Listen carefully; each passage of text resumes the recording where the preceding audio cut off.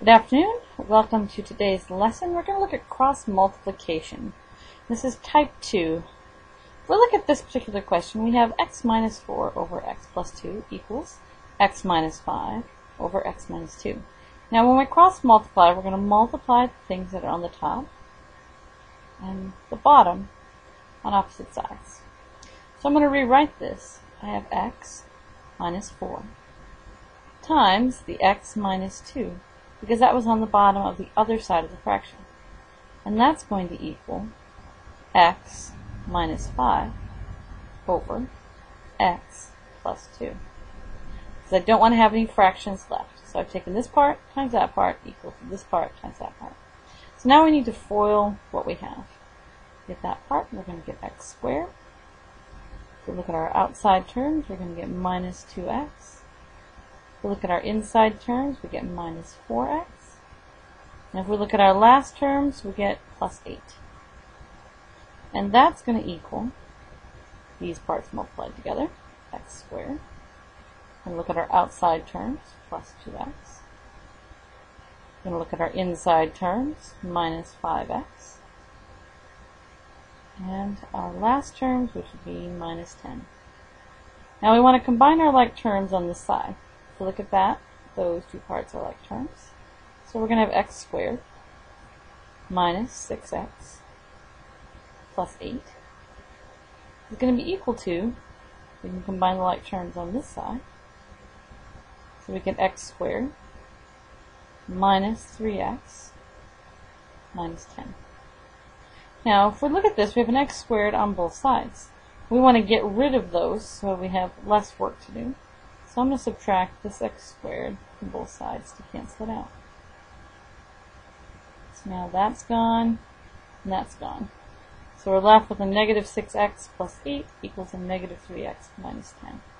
So I'm going to add this part over to the other side. Add 3x. Add 3x. So now I have a negative 3x plus 8 equals, and I'm going to bring that negative 10 down, negative 10. Now I want to get this 8 to the other side, so I'm going to subtract 8 from both sides. So I'm going to take that, a negative 10 minus 8 gives me a negative 18. So I'm going to go up here and keep working. Negative 3x equals a negative 18. Now if I want to get the x by itself, what do I have to do? I have to divide both sides by the number in front of the x. So I'm going to divide both sides by a negative 3. So now I have x equals positive 6. Because we have a negative divided by a negative. Let's look at another example. Here we have p plus 2 over p plus 5 equals p minus 1 over p plus 2. And again, we're going to cross multiply both sides. So we're going to take those parts, multiply them together. We'll take these parts and multiply them together. So I'm going to rewrite that. P plus 2, and P plus 1 is going to equal P minus 1 times P plus 5.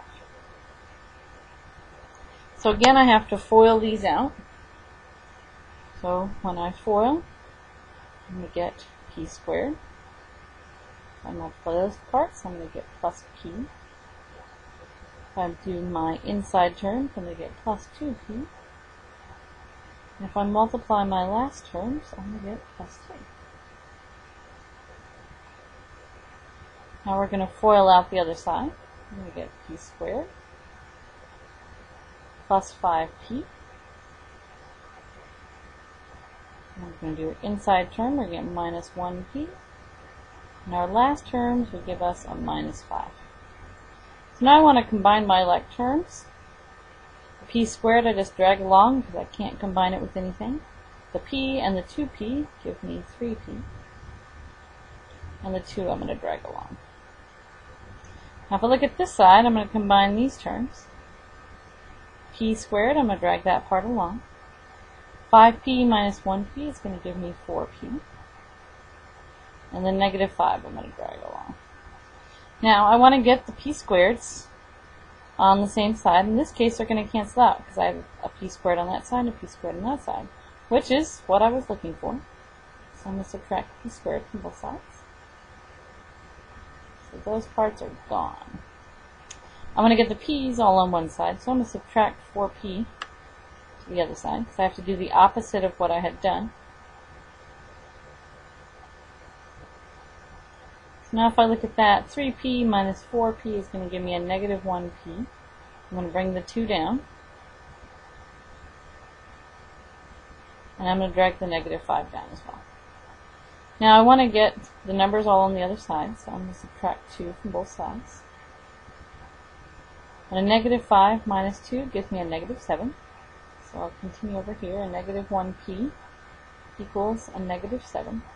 Now I want to get the p by itself, so that means I need to divide both sides by the negative 1. So a negative 7 divided by a negative 1 gives us a positive 7.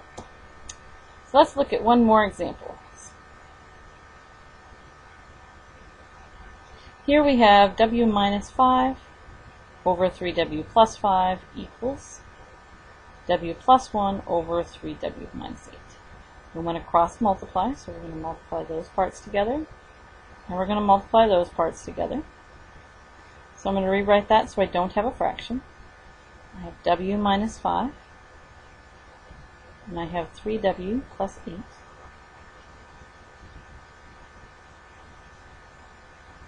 And that has to equal what was on the top of the other side, w plus 1. And we're multiplying by what was on the bottom of the other side, 3w plus 5. So again, I need to FOIL these. So that's going to give me 3w squared. If I look at my outside terms, I'm going to get plus 8w. If I look at my inside terms, I'm going to get minus 15w.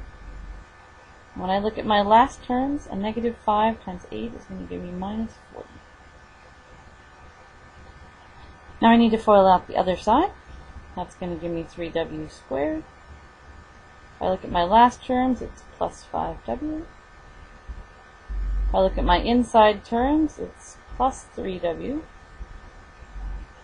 And if I look at my last term, it's plus 5. Again, I need to combine my like terms. And combine these parts. I have to drag the 3w squared along because there's nothing like it on that side. 8w minus 15w gives me a negative 7w. And the negative 40 we're going to drag along. On the other side, the 3w squared, we're going to drag that down.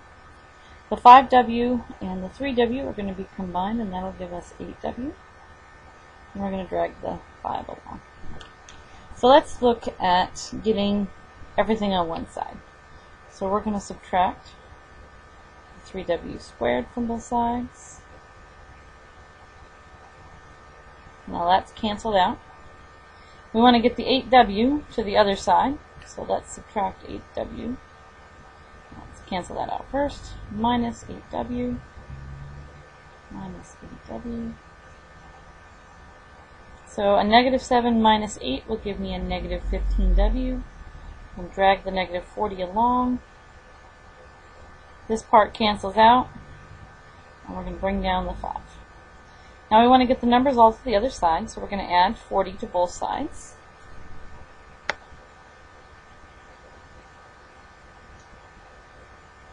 So if we add those together, that'll give us 45, so let's rewrite that over here. Negative 15w equals 45. Now I want to get the w by itself, so what do I want to do next? I want to divide both sides by the negative 15. So now I have w equals, and 45 divided by a negative 15 will give us a negative 3. So that's what we want to do when you cross multiply, to be able to get rid of any squared parts. In this case they cancel out, and we're left with just one answer.